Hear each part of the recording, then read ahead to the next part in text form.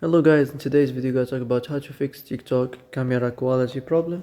So the answer is easy, just go to the settings and then scroll down to the apps section and then go to the search and search TikTok and then go to the storage, and here you will find this clear cache option. Click on it. Now you can go check it if it works. If it didn't, you can try to restart your phone or turn the Wi-Fi off and on, or the Bluetooth or the airplane mode. Also, you can try to clear data, but be careful. If you clear data, all the TikTok's data will be deleted. This includes all files, the settings, the accounts, the databases, etc.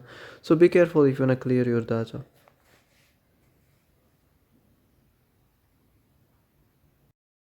So that's it for today's video. I hope this is the answer you've been looking for.